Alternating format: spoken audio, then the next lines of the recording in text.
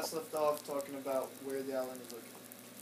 Yeah, to the town of Bournemouth, which was a vacation, a really southern point of England. So it was a vacation point for the Londoners and all those people that would want to come down south and take time off and vacation.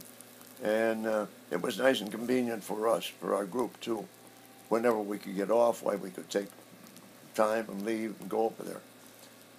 Anyways, we were brought into the thing, and then we were assigned to the squadrons. And one of us was assigned to the 510th. They had three squadrons in our group, the 509th, the 510th, and the 511th. And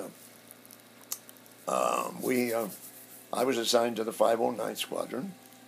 So was my buddy was Rolling and Perrin and who else? They were in different flights than I was, but they were assigned the same squadron. We would have three flights within the same one squadron. We'd have three flights. And anyways, they were of these original six guys. Now we're still together. It's amazing. We were checked out. One of the flight leaders took me up, checked me out to see if I could fly like I should be able to, and went through all the maneuvers and everything else that he could think of to see how I was on his tail all the time. And I thought I did pretty good in following him. And he came back and said, "Yeah, Bob, you did good. You learned well wherever they were teaching you." And his name was Lipscomb, and he was a good flight guy, and lived too. A lot of us lived enough, and some of us didn't. But flying out of England was something else.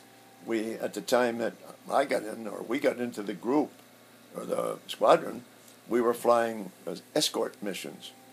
The British Lancasters, and there was a few of our B-17s that we flew, but mostly the British ones at that time.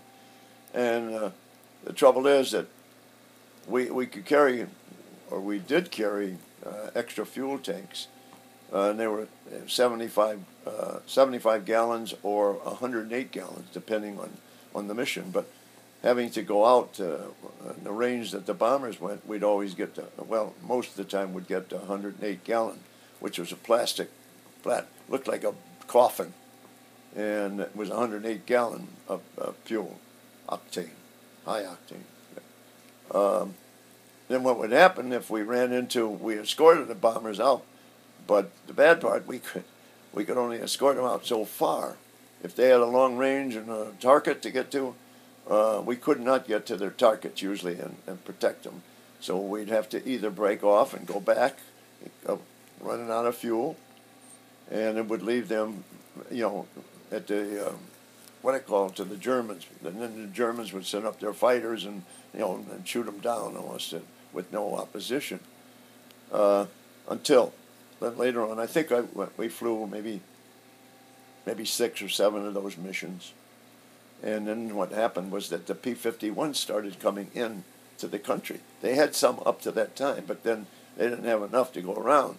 So then they started getting more and more of them in.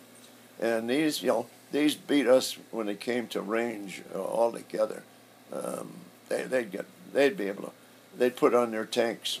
And of course, if you ran into any enemy fighters or anything, immediately you'd drop your tanks.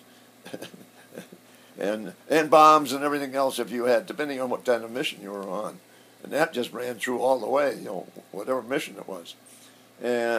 Anyways, we were redesignated. At that time, let me explain the fact that P-47s were the primary use and function of them was to be high-altitude fighter protection, fighter bomber, not fighter bombers, but fighters, high-altitude fighters, because we were built that way, and we could go up to 35,000 feet, and with our afterburners and stuff, we would do fairly good. And some of the others couldn't get up there. Sometimes the Germans couldn't get up that high with their They still had their 109s. And they had developed their 190, I guess, but we hadn't run into them by that time.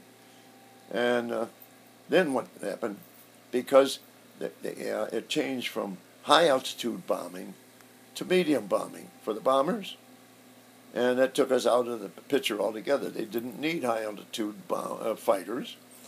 So what are they going to do? Well, at that time also, the P-51s came in sufficiency, so that they were using them as what they was escorts or sweeps.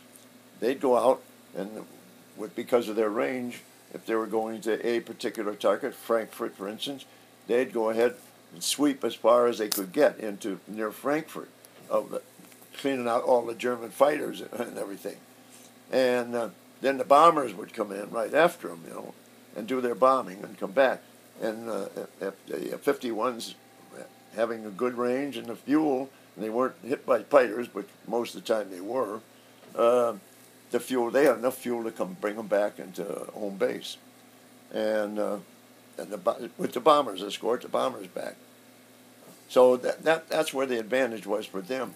But ours was, they turned around and redesignated our group as a fighter-bomber group, because we had our airplane, the Thunderbolt, was a tremendous airplane. It had it was a single engine. It had 2,200 horsepower engine, and it had 5 banks of 9 cylinders, and that constituted this engine. And we had, and it was heavy. Weighed 22,000 pounds when it was, and at that time that was considered heavy. But we did carry armament, not the gazoo that the other fighters weren't able to. We could carry up to 2,000 pounds on each wing. Plus we had 850 caliber machine guns, which we had 800 rounds per machine gun on board also, which was heavy. These were 50s, and mainly that we were just ideal for fighter bomber, or what they called interdiction missions. And by being so designated, then we would fight or fly primarily to assist the ground troops, the tanks, the infantry, whatever we came along and needed support, we would fight them. And we picked this up, and we started this when we first got there, after we lost the mission of escorting the bombers, and then they made us the fighter bomber outfits. Then we started flying missions into France more often, and wherever targets would be. And then we worked up to D-Day, and on D-Day was something we lost. I think from England we lost about 15 pilots.